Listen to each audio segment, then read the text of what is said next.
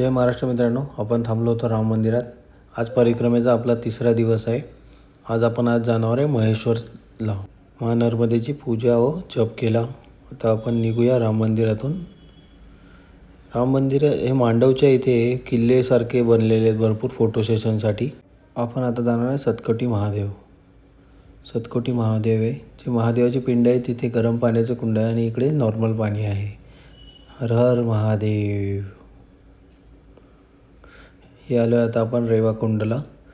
रेवाकुंड राणी रूपमती हे इथे नर्मदा मैयाची पूजा अर्चना करायची. थोडा नाश्ता करूया, पोहे खाऊया इंदोरचे. आता आपण आलो आहे महेश्वरमध्ये. महेश्वरमध्ये आपण घाट बघणार आहे आणि काशी विश्वनाथ मंदिरच आहे इथे दर्शन घेणार आहे. दर्शन झाले वर आपण जाणार आहे महाअहिल्यादेवी फोर्ट. हा महाअहिल्यादेवी होळकर किल्ला आहे. अहिल्याबाईंनी मुघलांनी तोडलेले मंदिर व धर्मशाळा त्यांनी बांधल्या होत्या. हा एक प्राचीन राजवाडा आहे. किल्ल्यावरती खूप सुंदर असे नक्षीकाम केलेले आहेत, जे की महेश्वर साडीवरती डिझाईन केले जातात. तर मधून किती सुंदर अशी नक्षी आहे बघा ह्या किल्ल्यावरती. सगळ्या किल्ल्यावरती अशी नक्षी बारीक बारीक नक्षी काढलेली आहे.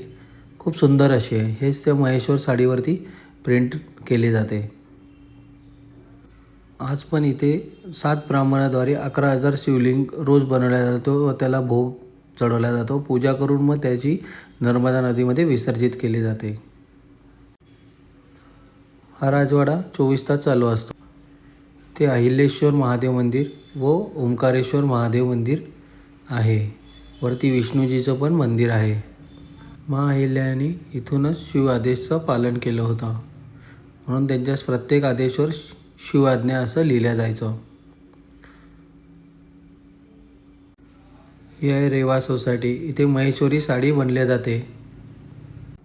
ही अहिल्यादेवीची राजपालखी आहे आणि इथे अहिल्यादेवीची मोठी मूर्ती अशी बनवली गेली आहे, ज्यांच्या हातात शिवलिंग आहे.